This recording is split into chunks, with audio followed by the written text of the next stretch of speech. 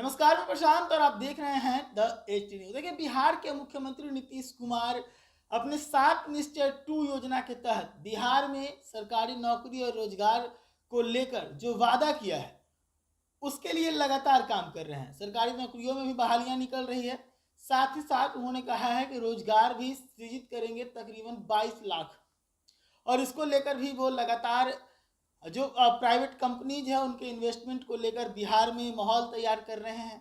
और इसका एक बेनिफिट भी मिला है। इसका बेनिफिट ये मिला है कि अडानी ग्रुप का सीमेंट मैन्युफैक्चरिंग यूनिट वारसिलीगंज में है, और इसमें ग्राइंडर यूनिट का कल शिलान्यास किया गया है बिहार के मुख्यमंत्री के द्वारा। अब इससे बेनिफिट क्या होगा वो समझिए।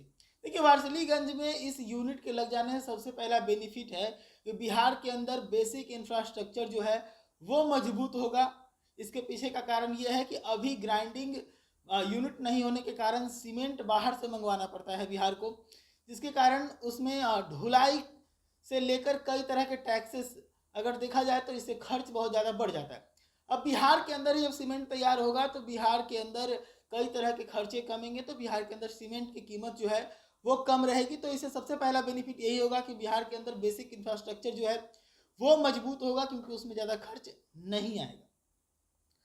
दूसरा सबसे बड़ा बेनिफिट है कि इसके बिहार में होने से बिहार के लोगों को रोजगार मिलेगा। बिहार के लोगों को रोजगार के बारे में आपको बताऊं कि इससे 250 लोगों को प्रत्यक्ष तौर पर रोजगार मिल रहा है, और तकरीबन 1000 से अधिक लोगों को अप्रत्यक्ष तौर पर इससे रोजगार मिलेगा।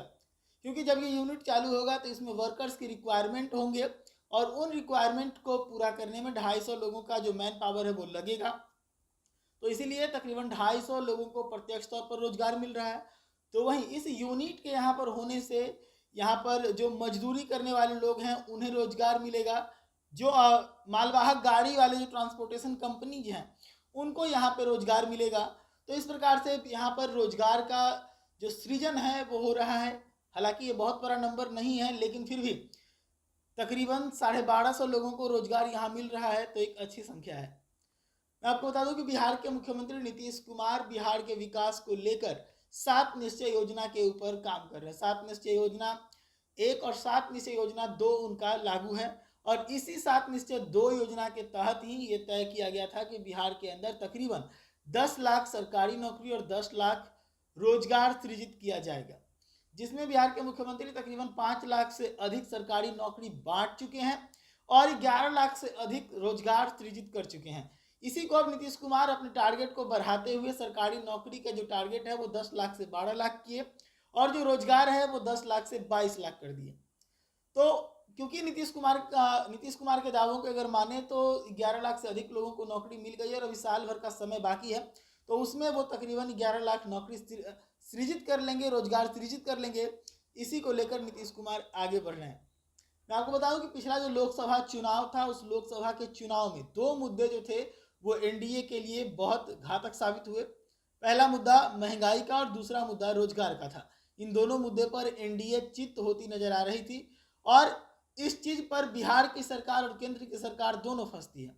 लेकिन अब 2025 में विधानसभा का चुनाव है, तो अब एनडीए कोई भी गलती करना नहीं चाहती। इसी को लेकर एनडीए के तरफ से जैसे ही हालत गड़बड़ होने की खबर आई सरकार की, तो सरकार की जैसे ही आचार संहिता हटी, लगातार ताबड़तोड़ बहालियां नीतीश कुमार के द्वारा निकाली जा रही है, और रोजगार भी सृजित किए जा रहे हैं। कई जगहों पर नीतीश कुमार लगातार जा रहे हैं, कई फैक्ट्रियों का शिलान्यास कर रहे हैं, कई पुल पथ निर्माण का भी शिलान्यास चल रहा है, जिससे रोजगार सृजित हो रहा है।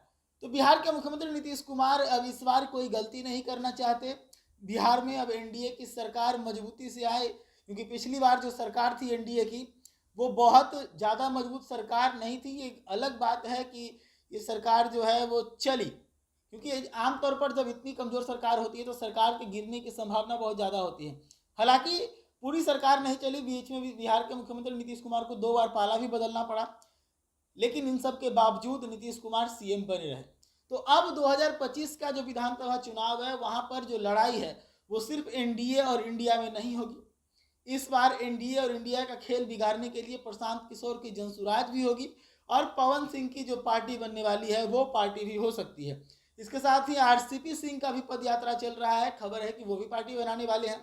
तो नीतीश कुमार बखूबी जानते हैं कि इस बार जो हम लोग चूके हैं रोजगार और महंगाई पर, अगर इन पार्टियों से टक्कर मिला तो इस बार सरकार से बाहर हो जाएंगी। तो बिहार के अंदर विकास, रोजगार और महंगाई के ऊपर काम करते हुए एनडीए की सरकार बिहार में जनता का भरोसा जीतने के फिराक में है।